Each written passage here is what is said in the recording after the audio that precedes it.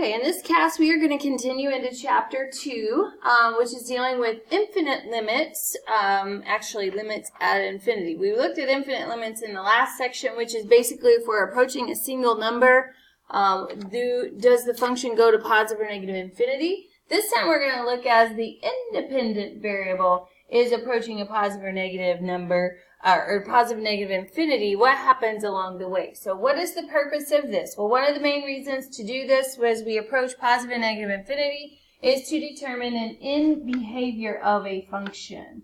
Okay, so an end, let's change the thickness in that, behavior of a function. So infinite limits will allow us to do this. Also, be able to determine a horizontal function, or excuse me, a horizontal asymptote. So for our end behavior, that just tells us what happens kind of at the end of a function. Does it go to positive infinity, or maybe does it go to negative infinity as I approach infinity? But if I look at this picture over here, I'm looking at some horizontal asymptotes in this function. So here's a horizontal line, y equals 1. Here's y equals negative 1. As I keep going to positive infinity, then this approaches 1. As if I go to negative infinity way out here, then this function approaches negative 1. So what we can conclude is that the limit as I approach positive infinity, and you don't have to do the plus there if you don't want to, that would equal 1. And the limit as x approaches negative infinity of that function is negative 1. Again, what's happening as our function keeps getting big, here it goes to 1. If it gets negative on the x values, get less, then our function comes down here and approaches negative 1. Therefore, we say that y equaling 1 and y equaling negative 1 in this case are horizontal asymptotes. Okay? All right. So,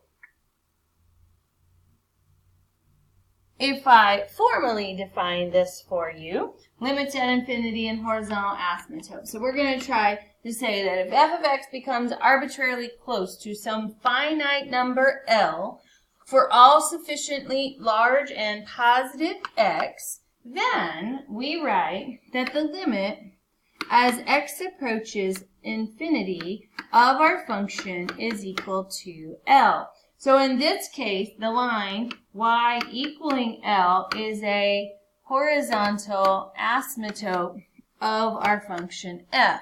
Now, we can also look at this as it goes to negative infinity as well. So if you want to be so inclined to put a plus or minus infinity up here, you could. This implies that the function would have at most 2 horizontal asymptotes. There's no more than 2 that you could have there. Okay? Now, if we are looking here at a couple functions, there are some cases as we approach infinity or negative infinity that our answers could be at infinity as well. Let's look at our graph x cubed. That is one of our most basic graphs that we have with an odd power there. But we go through the origin. Pattern is over 1, up 1. If we put 2 in, we get 8 when we cube it. If we put negative 1 in, we get negative 1.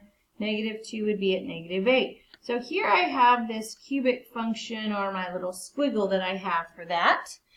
And we can look and see, okay, now it's going to take a long time, but if I keep going in this direction, where does my y values go?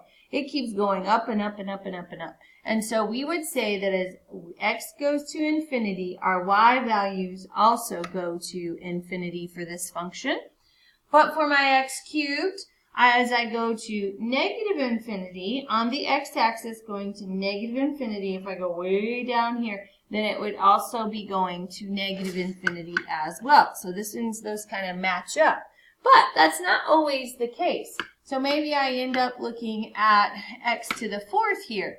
So if I want to graph x to the 4th, which would be similar to x squared is a parabolic shape. X to the 4th is well. 0 to the 4th is 0. 1 to the 4th is 1. Negative 1 to the 4th is also going to be positive 1.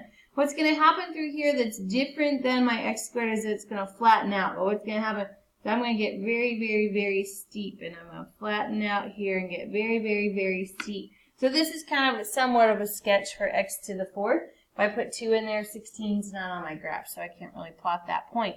But what happens as we approach infinity of x to the 4th? Well, as I keep going out, what's going to happen to my answer? As I take that to the 4th power, it's going to get really, really, really, really big. So we're going to say that that goes off to positive infinity. Now, what happens when x approaches negative infinity?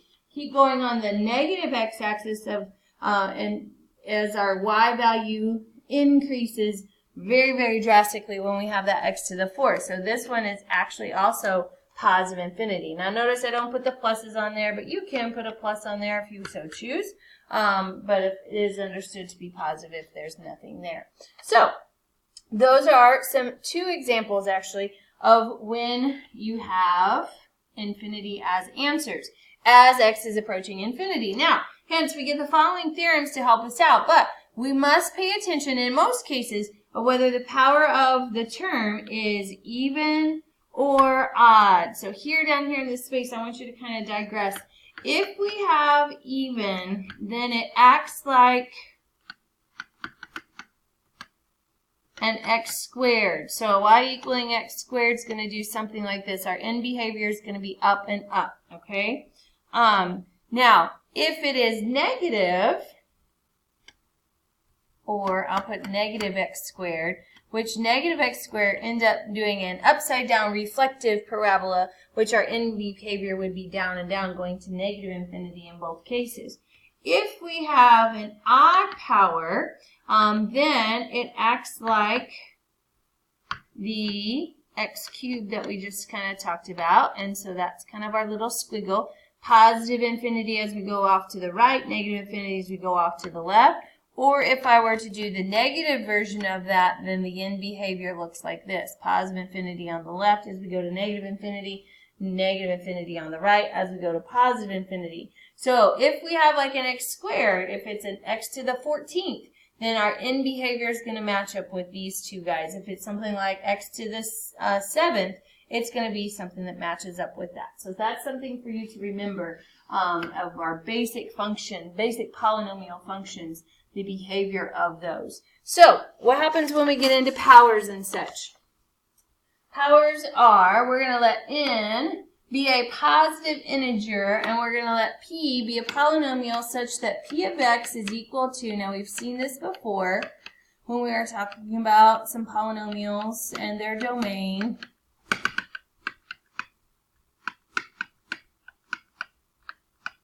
Oops, plus a sub naught. So I'm going to undo that. Okay, a sub 1, x to the first plus a sub naught. Okay, so p of x is equal to a sub n, x to the n plus a sub n, minus 1 times x to the n minus 1 plus, keep going, a sub 1 to x to the first and adding on a naught at the end, or a sub 0, where we're saying that the original coefficient is not equal to 0. So any of the other ones can be, but that one cannot be. So we're going to define 4 properties here as we approach. In this case, I'm going to look at both positive and negative infinity. And if I have a power x to some n, that is going to equal a positive infinity if n is even. So this is like the x squared, x to the 4th, x to the 14th. The n behaviors are going to be up and up. So they're both going to end up being a positive infinity. But if I do the other version of that, I have to separate it. Because if I go x as x approaches infinity of x to the end, we're going to end up getting an odd power here. So if I go to positive infinity, this is going to be positive infinity. And if the limit as x approaches negative infinity of x to the n, that would equal negative infinity. And this is if and only if n is odd. So you have to delineate between the powers as to what the answers are going to be. Now, what happens if I do the reciprocal of that? The reciprocal of that, as I approach positive or negative infinity of 1 over x to the n, which is also going to equal the limit as x approaches plus or minus infinity of x to the minus n. So this is a reminder of negative exponents. this negative exponent is defined to be 1 over x to the n. Now, what happens if I take 1 over something very, very, very large? Kind of reverses the idea there. 1 over something very, very, very large is actually going to approach 0. So you got to remember that.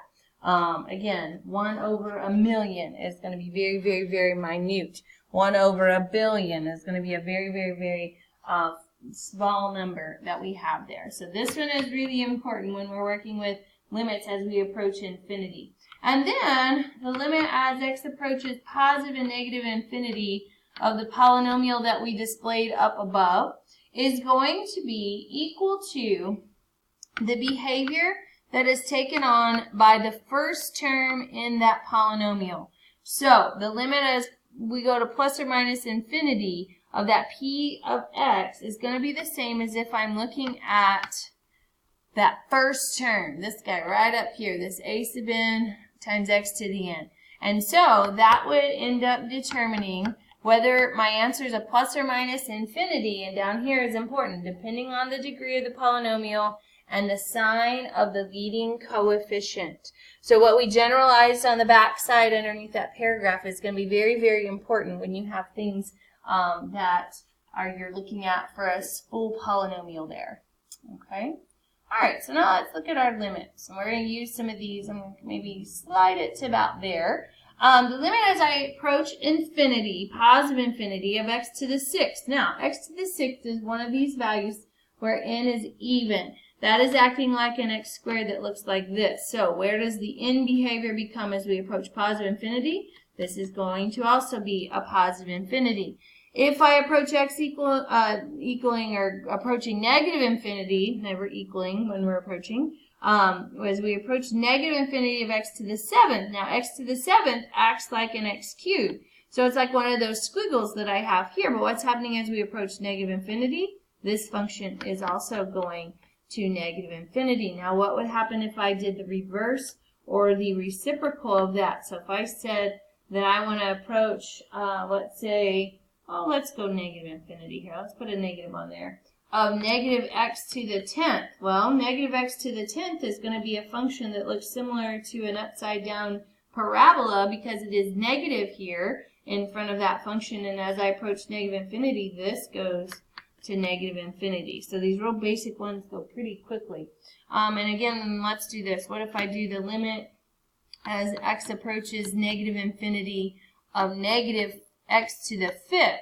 Well, negative x to the 5th, since the function is negative, this reflects basically, and I have something that looks like that. So as I approach negative infinity, keep going here, what happens to my function?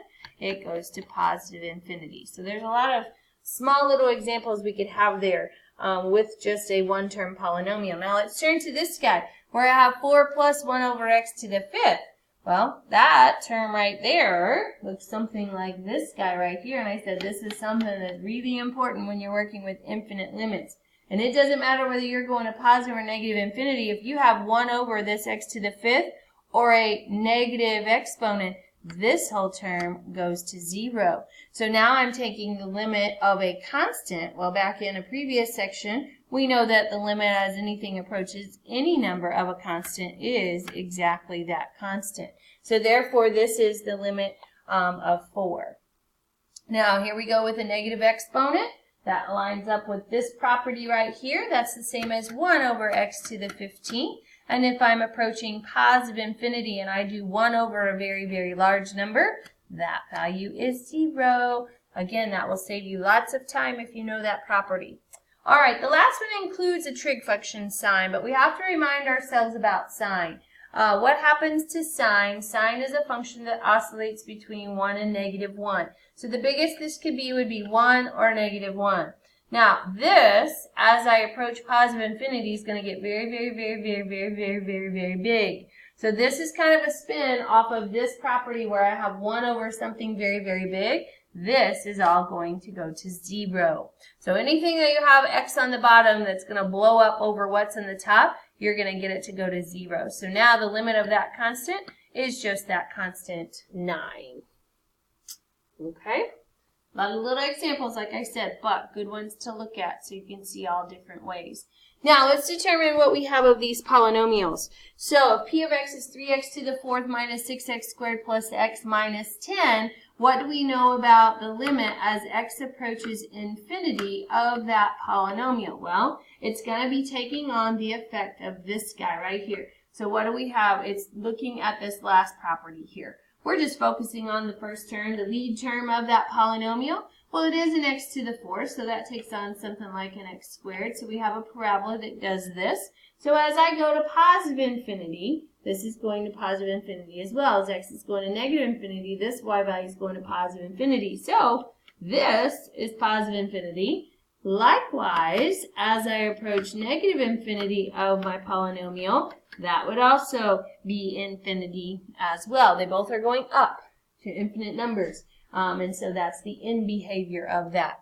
Looking at this guy that we have here, I'm just going to focus in right there on that lead coefficient and term. I don't care about the others in that polynomial. And if I have a negative x cubed, positive x cubed is a squiggle that goes from down and then goes up. If it is negative, it's going to be a squiggle that is reflected over the x. So we're doing something like this.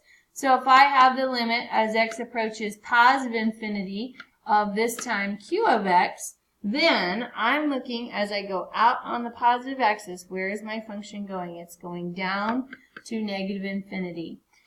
And reverse of that, as I approach negative infinity of q of x, going out negative infinity, what's happening?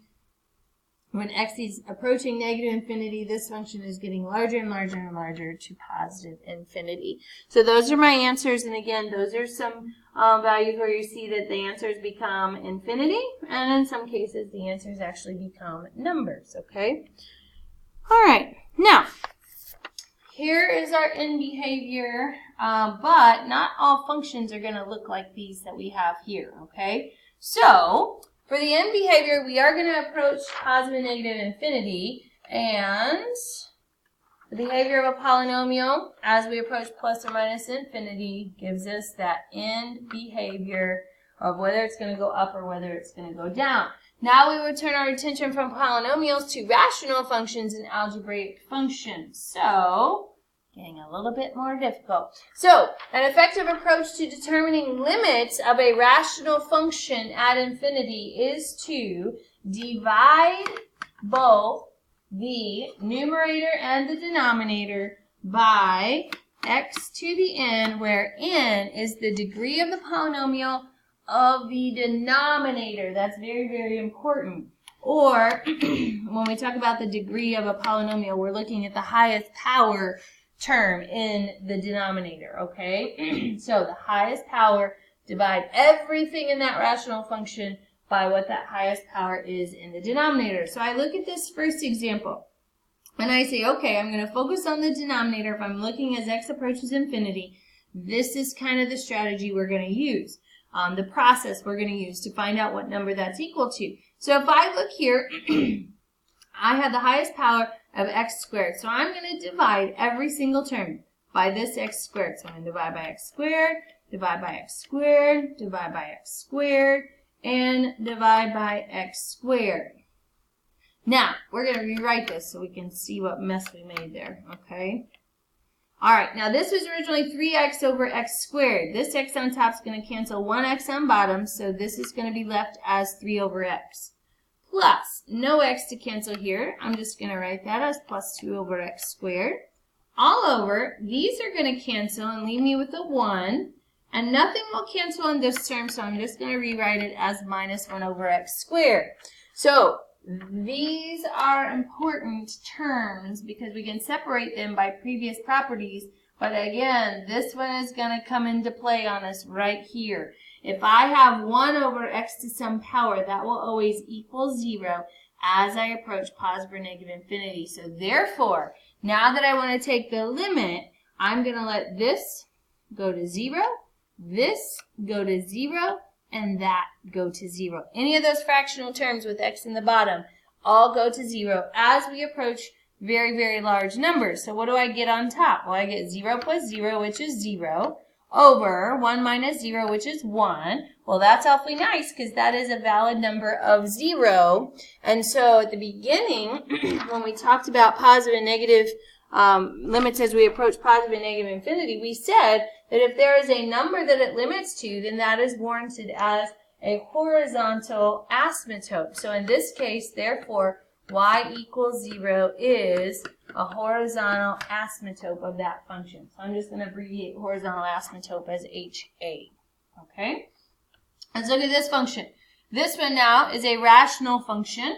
I am looking for the highest power in the denominator. Denominator highest power of that variable is x to the 4th. So that is the term that I'm going to divide every single individual term by in the top and the bottom. Now, you may be able to go from here and figure out what the answer is, but I'm going to rewrite this. Since this is new, I'm going to cancel these x to the 4th and be left with 40. X squared on top, x to the 4th on bottom. I can cancel 2 of those with 2 left over in the bottom. So we can rewrite it as 4 over x squared. Nothing cancels on this last term, so I'm going to write it as 1 over x to the 4th all over. These x to the 4th cancel and leave me with a 10 plus 8 over 2x's cancel again this time, so 8 over x squared plus 1 over x to the 4th. And therefore, now we can take our limit as we approach infinity, and every single one of these fractions are going to go to 0, 0, 0, and 0. Therefore, what am I left with on top? I'm left with that 40. I'm also left with the 10 on bottom. And when I divide the 2, I get a 4. Hence, at this point, then, y equaling 4 is a horizontal asymptote of that function. Okay? All right, so that's what you're doing. You're determining kind of the end behavior of that function. As we approach x going to infinity, the end behavior is that y value is approaching 0. As we approach positive infinity, and it would also be the same as negative infinity, then we approach y equaling 4 for that end behavior of the function. Okay? All right, very good. Last page of these notes for this section, we end up getting this guy. So just as we did in the previous 2 problems, we're going to look at the highest power of the denominator. It is just an x to the 1st, so I'm going to divide everybody by x.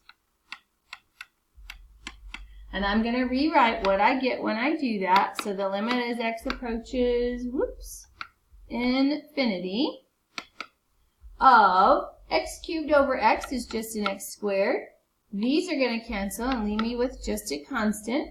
Then I get a 1 over x at the end, all over. This leaves me with a 2 plus a 4 over x. So now we're going to do our limit as we approach infinity. So I'm going to make this go to 0 and that go to 0 for any rational function left over. And so now I have to kind of assess what I have left over. Now, with that 2 in the bottom, I'm going to go ahead and give a 2 to each one of those and simplify this as the limit as x approaches infinity of x squared over 2 minus 1. Now, in reality, that is a parabola. You could write it as 1/2 x squared minus 1. That might look a little bit better for you. But in the reality, that is a parabola. It is a polynomial. So we do have a property that says, as I approach infinity of a polynomial, remember, it's going to take on the effect of that polynomial. So it is an x squared, a positive x squared. So this is going to go to positive infinity if we were to look at that graph. So one of those where the answer is now not a number like the previous 2. What does that mean in a horizontal asymptote form? Well, that just means I don't have a horizontal asymptote on this one. Okay? All right. Very, very good. I try to give you all different kind of cases so that you see that. All right. Now, one other case that I haven't shown you that we probably won't go into that much is something as a unique situation when the numerator power is just 1 more than the denominator power. This one up here was 2 more, so this was an x cubed, this was an x to the 1st, so this would not be a situation. It would be like if I had the limit as x approaches infinity, let's say of x cubed minus 2x plus 1 all over a 2x squared plus 4 or something like that. This now is a situation that I have down here. As we approach positive and negative infinity, okay, it is going to approach, your function is going to approach a line, but this time it's not going to be a horizontal asymptote. It is what we refer to as a slant asymptote or an oblique asymptote. So what will happen, I'll just kind of draw a sketch of one. If I have an oblique asymptote that's like this, and maybe I have a horizontal asymptote that's like this, what I may have is a function that does something like this, where we are approaching both of those asymptotes at the same time. So we're not going to get too much into that, but that is a possibility for these limits at infinity. So let's sum this all up on different kinds of things, and then what does it mean to have that horizontal asymptote? What does it look like? Where do we have vertical asymptotes, etc. And then we get a couple of different examples dealing with some algebraic functions with some square roots. So we're going to say that given f to be a rational function, remember that has to be a fraction, what if the degree of the numerator is less than the degree of the denominator? What's going to happen in this sense is that the limit as x approaches plus or minus infinity, doesn't matter which one, of our function, it will end up equaling 0. So that should be, you can use this theorem if you want, but you can also do exactly what we were doing by dividing by the highest power in the bottom. You will always get 0 if the numerator power is less than the degree in the denominator. Therefore, that 0 says that y equaling 0 is a horizontal asymptote for that function. If the degree of the numerator equals the degree of the denominator, like we had in the bottom example on the previous page, then the limit as x approaches plus or minus infinity of our function is going to equal some number. Now, what is that number equal to? That number is going to equal the quotient of the leading coefficients. What does that mean? You look at the highest power in the top, the highest power in the bottom, and you divide the numbers that are in front of them, the quotient division of those leading coefficients, which whatever that number is means that y equaling, that number is a horizontal asymptote for that function. Okay, so you get a horizontal asymptote for a function if the degree is less than the degree on the bottom, the degree on the top equals the degree on the bottom, you get a horizontal asymptote. But if we have a degree that is greater than that on the top than what you have on the bottom, then the limit as x approaches plus or minus infinity of our function, you will find, like the example we have above this box, you will get plus or minus infinity. Hence, there will be no horizontal asymptotes for any of those functions that you see. So the slant asymptote is part D here. That is when the degree of the numerator is 1 more than the degree of the denominator. There would be, in this case, a possibility where there may not be a horizontal asymptote in that case. You might have a vertical asymptote. So actually my picture up here, I should probably change that picture. Okay, maybe that horizontal should be, I'll erase that and redo it. How about I redo that picture? Make it correct, sorry. Alright, so if I have an oblique asymptote where I have something like this, I could have a vertical asymptote as well, and then my function could be approaching both of those in a sense. So I apologize for that. So for any slant asymptote, it is true that there will not be any horizontal asymptotes with that. Okay, and then we just brought in a vertical asymptote, so assuming that f is in reduced form, so if you have to factor, that's fine. If you have to rationalize, that's fine. Vertical asymptotes occur at the zeros of the function, okay, or the zeros of the denominator, and that's where you have to determine where the denominator is equal to 0, which we did in previous sections. Okay? All right, very good. So let's now look at these algebraic functions. These are a little bit different. Now, what I want you to remember is that here, is that if I have the square root of x squared, remember we want to kick out positive numbers for that. So that is defined to be the absolute value of x, which in some other cases, like if I do, I'm just thinking of the square root of x to the 6th. If I do that, what times what gives me x to the 6th is x cubed, but I have to guarantee it to be positive, so I have to take the absolute value of that. So what I want you to remember is this. Now, the other thing I want you to remember also is that if you end up having an absolute value of x, it could be that it is on x, or it could be that it is on negative x as well. So keep that in mind when we're talking about these functions here, okay? All right, so if I have this rational function that has a radical in the bottom, then I need to divide by the highest power that is in the denominator. Well, the highest power in the denominator is the x squared, but it's in disguise because I end up having a square root. So if I were to bring that radical down, then I'm going to divide each one of these on the inside by x squared. But what is the square root of x squared? Come back up here. Square root of x squared is technically the absolute value of x, but when I put it into a function, I don't want to use the absolute value of x. I have to use either x or negative x.